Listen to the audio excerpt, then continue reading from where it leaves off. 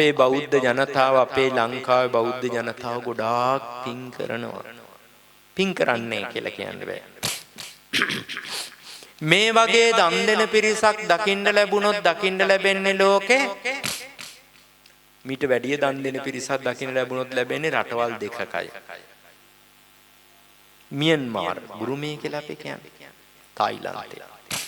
Myanmar උදේට හාමුදුරුවෝ ලක්ෂ 8කට වැඩි පිරිසක් පිණ්ඩපාතේ යනවා. හැමෝම හැමදාම පිණ්ඩපාතේ වේදෙනවා. ඒක පුදුම දර්ශනයක්.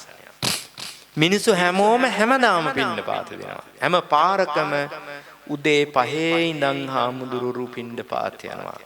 මිනිස්සු බත් එකක් බෙදාගෙන උයාගෙන Tamanට පුළුවන් විදිහට පිඟානට බෙදාගෙන පුංචි තේ හැන්දක් තියාගෙන තේ හැන්දක් නේ මේස හැන්දක් තියාගෙන මේස හැන්ද දන්නවනේ මේස හැන්දක් තියාගෙන එක හාමුදුරන්ට එක බත් හැන්ද ගානේ බෙදනවා. පුදුමාකාර සද්ධාවකින් පාර මැද දන ගහලා වන්දනා කරනවා. සමහර අය ව්‍යංජන බෙදනවා. සමහර අය බිස්කට් එකක් කඩලා එක එක ස්වාමින් වහන්සේලාට දෙනවා. පූජා කරන්න දෙයක් තේනම් එක පාරක් කයින්ට ගිය මිනිස්සෙකුට අඩු ගානේ හාමුදුරු 200කට පූජා කරන්න ඕන නම් 200කට පූජා කරගන්න පුළුවන්. උදේ 5 ඉඳන් උදේ 8 වෙන්න ඉස්සෙල්ලා. එච්චරට සංඝ පිරිසක්. පුදුමයි. පුදුම දන් දීමක්. ඉරටේ මිනිස්සුන්ගේ ගොඩාක් ගෙවල් හදලා තියෙන්නේ උණ ගස් වලින්. උණ ගස් වලින් තට්ටු දෙකේ ගෙවලුත් හදාගෙන තියෙන උණ ගස් වලින්. බිත්තිත් උණ ගස් වහලත් උණ ගස් තට්ටුව දාලා තියෙන්නේ ස්ලැබ් එක දාලා තියෙන්නේ උණ ගස් වලින්. කණුත් උණ ගස්. ඉතින් එහෙම ආදලා පන්සල් චෛත්‍ය මොනවෙන්ද ආලේප කරලා තියෙන්නේ? රත්තරන් වලින්. මම මේ බුරුමේ ගැන එහෙම කියනවා නෙමෙයි රට ගිහිල්ලා තියෙයි කියලා අර මේ කියන්නේ. ඒ මගේ පම්පෝරි කතා මොකක්වත් මේ ඉන්න කාටවත් ඇති වැඩක් නැහැ. මම ඒ රට ගැන උනාට කියන්නේ සගාන් කියලා ප්‍රදේශයක් තියෙනවා. හැම ගෙදරකටම චෛත්‍යයක් තියෙනවා. අඩි 20ක් 25ක් උස් චෛත්‍ය. හැම ගෙදරකටම බොහොම දුප්පත් ප්‍රදේශයක්. හැම ගෙදරම චෛත්‍යයක් තියෙනවා. නිකන් ෆෝන් එකේ ගහලා බලන්න සගාන් කියලා. මියන්මාර් සගාන් කියලා චෛත්‍ය ලක්ෂ ගාණක් තියෙනවා ඒ කඳු වැටියේ. බලන්න මිනිස්සු තමන්ගේ ගෙදර හැමදාම බුද්ධ පූජාව තියන්න හැමදාම බුදුන් වඳින්න සගාන් කියන ප්‍රදේශේ මිනිස්සු ගෙදර චෛත්‍යයක් හදන් තියනවා. අපි බුරුමේ බෞද්ධයන්ගේ සද්ධාවයි දානයයි ගත්තොත් අපි දෙවෙනි තැනට එනවා. පළවෙනි තැන නෙමෙයි අපි කතා කරන්නේ. අපි තමයි තේරවාදී බෞද්ධ රටවල ලංකේක. බෞද්ධ කොච්චර ඉන්නවද? 74%ක්ලු කියලා කියනවා. බුරුමේ බෞද්ධ කොච්චර 96ක් 94ක් බෞද්ධ ප්‍රතිශතය 90 ගාණක්. අපි අංක 1යි කියලා කතා කරන අපේ ඒ වුණාට අපිට වඩා ඉහළින් ඉන්නවා බුරුම මියන්මාර් ජාතික 100%ක් වශයෙන් ගත්තා. ඒක ගැන හිතන්න ඕනේ. ඊළඟට තායිලන්තය අයත් දන් දෙන්න හරි කැමැති. ඊළඟට අපේ රටේ අය වෙන බෞද්ධ වෙන කිසිම රටක වෙනත් රටවල එච්චර දන් දීමක් කරන්නේ නැහැ තේරවාදී බෞද්ධ රටවල් වල. ඉතින් අපේ අය පින් කරන්නේ නැහැ කියන්න බෑ. අපේ අය ගොඩක් පින් කරනවා. ඒ වුණාට මොකද මේ සීකල්පනාව නැතුව මැරෙන්නේ?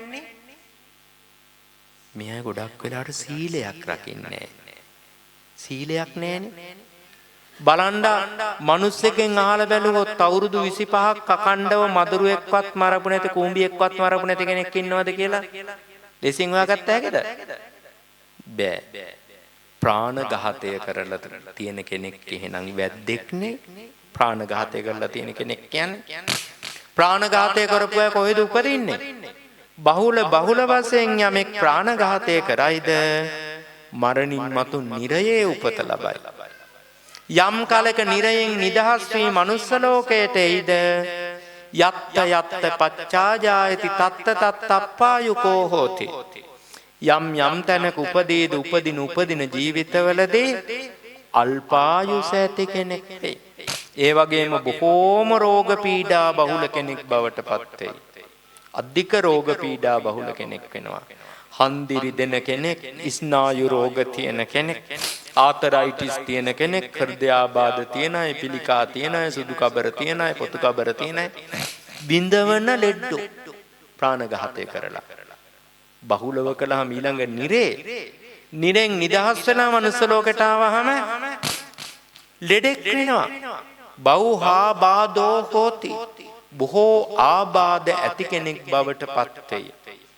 අන්න පින් කරනවා වගේම සීලය තියෙන්න ඕනි වැදගත්ම එකක්. සීලයෙන් තමයි සිහිය රැකගන්නේ. සීලය තියෙනවා නම් සිහි විකල් වෙන්නේ නැහැ අන්තිමට. අන්තිමට සිහි විකල් වෙන්නේ සීලවන්ත ජීවිතයක් ගත කළේ නැති හන්දා. අන්තිමට මේ සිල් සමාදන් වුණාට හරියන්නේ නැහැ. එහෙම නෙමෙයි. අවුරුදු ගාණක් දීර්ඝ කාලයක් රකින්න ලද සීලයකනේ ගුණය ආනිසංස තියෙන්නේ. අන්න ඒක නිසා ශික්ෂාපද පහම බැයි නම් අඩු ගානේ එක සීලයක්වත් පන්සිල් වලින් එක සීලයක්වත් අවුරුදු 25ක්වත් රැක ගන්න මැරෙන්න ඉස්සෙන්න. අර එක තැනැත්තෙක් හිටියා අවුරුදු 86යි. මන් දවසක් පිරිත් කියන්න ගිහිල්ලා ඇහුවා නිකන් ජීවිතේ වැදගත්ම දේ වටින මතක හිටිනම දේ මොකද්ද? මම මේ සීලයක් ගුණයක් ඇති කියලා හිතාගෙන ඇහුවා නෙමෙයි. මොනවා හරි යාගේ තියෙන මතකයක් ඇතිනේ මොකක් හරි කතන්දරයක්. ඒක නිසා මම කතා කරන්න ඇහුවේ නිකන් බොහොම හිතවත් ඇඳ ළඟට ගිහිල්ලා අතත් එයාගේ අතත් අතගගා ඉන්නකම ආදරෙන් ඇහුවේ. මේ තාත්තා මොකද කිව්වේ? ස්වාමින් වහන්සේ මං අවුරුදු 57 පදුරුවෙක්වත් මරලා නැහැ. මේක තමයි මතකෙ හිටින වැදගත්ම දේ. වැදගත්ම දේ මේක තමයි. බලන්න කොච්චර ශ්‍රේෂ්ඨද කියලා. අවුරුදු 57ක් මදුරුවෙක්වත් මරලා නැහැ. එයා කියන කොමොඩ් එකේ කුඹ ඉන්නවා නම් එයාගේ සාක්කුවේ නිතරම තියෙනවලු පේපර් සර්වියර්. කොහේ ගියත් හිමින් සැරේ වතුරට වැටෙන්නේ නැතුව අරන් දාලා තමයි টয়ලට් එක පාවිච්චි කරන්නේ. එහෙම කළත් ඉතින් ඕක කුඹි ඉන්නවා නම් පෝච්චියේ කොමොඩ් එකේ ඕක පාවිච්චි කරා නම් ඉතින් උන් ටික මැරෙනවනේ. දැනනේ කරන්නේ. හිතපුවත් නැති වෙලාවකේ සත්තු ටික මැරෙනවනේ.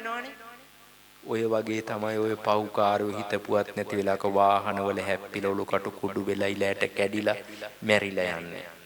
හිතපුවත් නැති වෙලාවක ඔය හරියන ගල් පාරවල් වැදිලා වෙඩි පාරවල් වැදිලා නාන්න ගියාම හිතපුවත් නැති වෙලාවක ගඟට ඇදගෙන ගිහිල්ලා පාරේ ඉස්සලා වැටිලා මැරෙන්නේ. හිතපුවත් නැති වෙලාවක සත්තු මරනවා.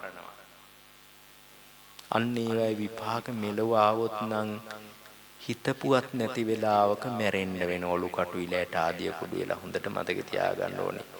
ditta dhamma විපාකය ආවොත් හැම කර්මයකම ditta dhamma විපාකයක් තියෙනවා. තිබුණට ඒ හැම කර්මයකම ditta dhamma වේදනේ විපාක දෙන්න අවස්ථාව නැති වෙනවා සමහර විට කර්ම වැඩි හන්දා. ඒක හන්දා ඒක අහෝසි වෙලා යනවා. පින් වලත් එහෙමයි පව් වලත් එහෙම බොහෝ විට ditta dhamma කොටස තිබ්බට විපාක දෙන්නේ නැහැ මේ ජීවිතේ.